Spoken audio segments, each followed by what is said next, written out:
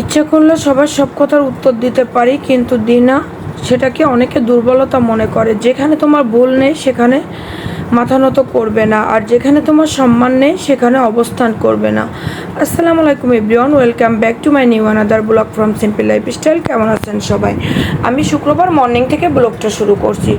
শুক্রবার যেহেতু আমার বাবাটা বৃহস্পতিবার রাত থেকে অনেক বেশি জ্বর এসেছিল, তাই সকালে কী নাস্তা দিব, কি খেতে পারবে আসলে বুঝতে পারছিলাম না। তাই আমি এখানে পাউরুটি ছিল সেটা দিয়ে একটু ডিম দিয়ে আমি ওকে এভাবে, এই নাস্তাটা অনেক বেশি পছন্দ করে তাই এভাবে তৈরি করে দেওয়ার চেষ্টা করেছিলাম।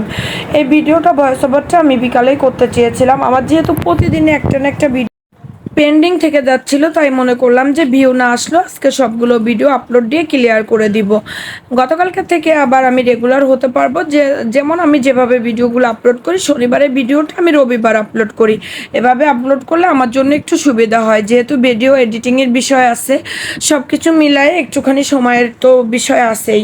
আর যেহেতু একা হাতে সব কিছু করতে হয়, আর গতদিন যে ডেজার্ট যে আইটেমটা করেছিলাম পাউরুটি দিয়ে, সেটাও ছিল। সেটা দিয়ে 1 কাপ চা করে আমার বাবাকে আমি খেতে দিয়ে দিলাম। এর 1 কাপ চা খেতে গেলে কমপক্ষে 50 থেকে 100 টাকা প্রয়োজন হবে। কেন বললাম কথাটা? এখানে অন্তত 10-12 রকমের মশলা দিয়ে আমি আমার বাবার জন্য এই চাটা তৈরি করি। যেহেতু ওর একটু কাশির প্রবলেম হয়েছে, একটু মানে অনেকটাই কাশি হয়েছে আমার বাবাটা তো 2 দিন থেকে ঠিক মতো কোনো কিছু খেতেই পারছিল না। তাই আমি এভাবে একটু একটু করে সব কিছু ওকে করে দেওয়ার চেষ্টা করতেছি।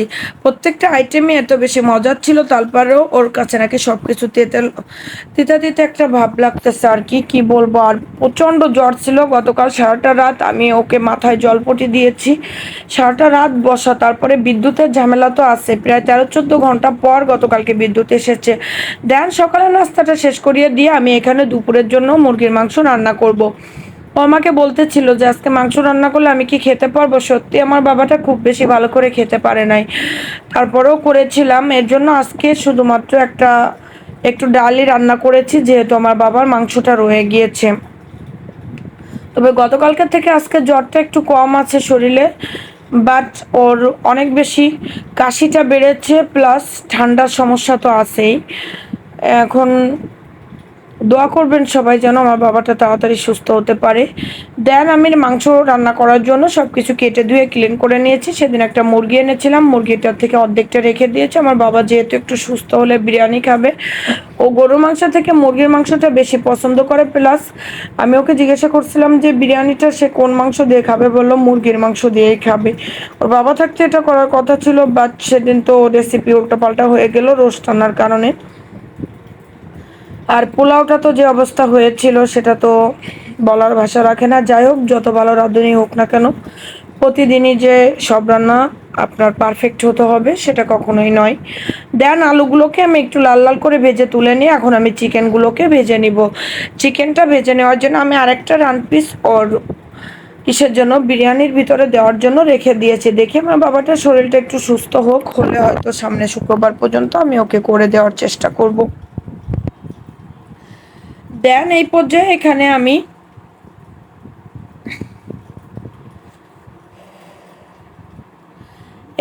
এখানে আমি মাংস আলুগুলোকে ভেজে তুলে নিয়েছি।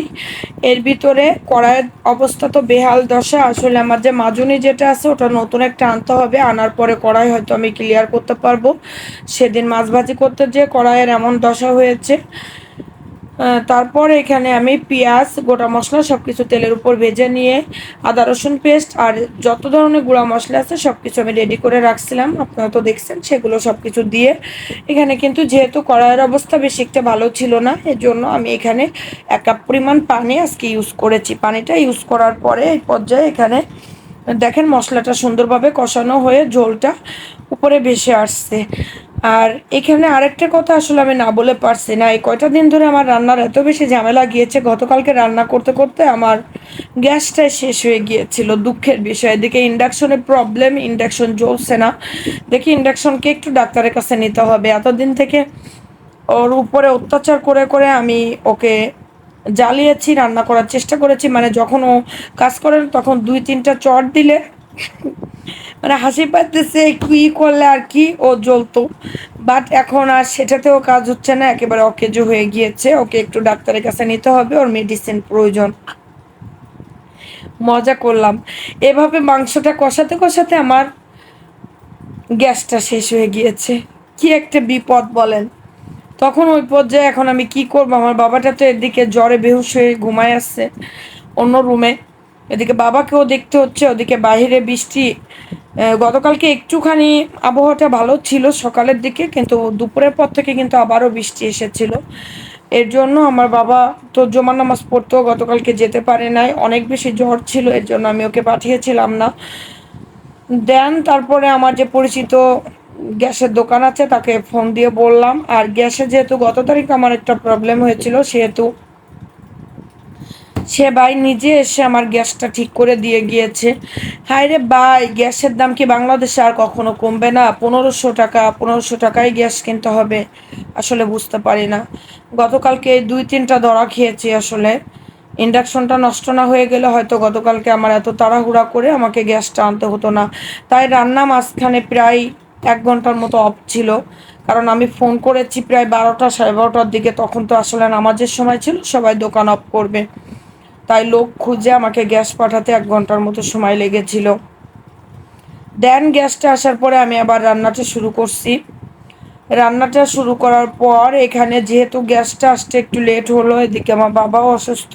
আমি কিন্তু এখানে কোনো কষানো পানি দিয়েছিলাম না, এর জন্য এখানে অনেকটা করে ঝোলের পানি দিয়েছিলাম। আর আজকে চিকেনটা যেহেতু একটু ঝোল ঝোল করে রান্না করব, কারণ আমার বাবা রুটি পরোটা এগুলো দিয়ে খেতে পছন্দ করে, যেহেতু ঝোল করে রান্না করব, এর জন্য আমি কিন্তু একটু ঝোলের পরিমাণটাও বেশি দিয়েছিলাম। নামানোর আগে কিছুটা গরম মশলা গুঁড়া দিয়েছি, আর নামানোর পরে এখানে আমি একটু জিরা দিয়ে দিয়েছি। ওই যে সেদিন বলেছিলাম যে জিরাটা আমি একটুখানি লাগিয়ে ফেলেছি, বেশি হয়ে গিয়েছে। অনেকে মনে করে যে আমি সংসার, যে সমস্ত মেয়েরা নিজের হাতে সংসার পরিচালনা করে তাদের হয়তো লাখ লাখ টাকা থাকে, তারা জমায় কিংবা করে। আরে ভাই না, এই ধরনের কোনো মন মানসিকতা নিয়ে আমি থাকি না। আরও বরঞ্চ যদি 10টা টাকা আমার কাছে থাকে সেটা বের করে আমি আমার হাজব্যান্ডের হাতে তুলে দিই। কোনো সমস্যায় যদি সে কখনো পড়ে সেই টাকাটা তাকে আমি তুলে দিই। অবশ্যই এটা সবার জানা উচিত। আর মানুষকে কখনো এতটাও ছোট করে দেখা উচিত না যে সে বিপদের সময় সে কখনো কোনো কিছু করতে পারবে না। তাই আমার প্রতি নেগেটিভ যে ধারণাগুলো আপনাদের আছে, নেগেটিভ ধারণাগুলোকে পজিটিভ রাখার চেষ্টা করুন। আর যেহেতু 13-14 ঘন্টা বিদ্যুৎ ছিল না, সেহেতু এর ভিতরে কোনো কিছুই আমি শেয়ার করতে পারিনি। আমার বাবা দুপুরে খাবার খেতে পারছিল না, প্রচণ্ড গরম ছিল, তারপরে বিদ্যুৎ ছিল না, অসুস্থ, সব কিছু মিলিয়ে মাত্র 2-3 গাল ভাত একটু মাংস দিয়ে খেয়েছিল। তখন বললো বিদ্যুৎ নাই, রানটা খাবে না। দেন ও আমাকে রুটি বানিয়ে দিতে বলল, তাই আমি ওকে রাতে খাওয়ার জন্য রুটি বানিয়ে দিয়েছিলাম। এই রুটি দিয়ে এই মাংসটুকু খেয়ে আমার বাবা রাতে ওষুধ খাইয়ে দিয়েছিলাম। ওষুধটা খাওয়ার পরে আমি 1 গ্লাস দুধ গরম করে দিয়েছিলাম, বাট মোবাইল বন্ধ ছিল, এর জন্য আমি ক্লিপ নিতে পারিনি। দুধটা খেয়ে আমার বাবা ঘুমিয়েছিল। তারপর সকাল থেকে দেখি রাতের থেকে কোনো কাশি ছিল না কিংবা কোনো ঠান্ডা ভাব ছিল না, সকাল থেকে দেখি সেটাও এসে গিয়েছে। কি করব, কিছু করার নাই। আল্লাহ হাফেজ, ভালো থাকবেন সবাই, সুস্থ থাকবেন, আমার জন্য দোয়া করবেন, আর নেক্সট ভিডিওর জন্য অপেক্ষা করবেন।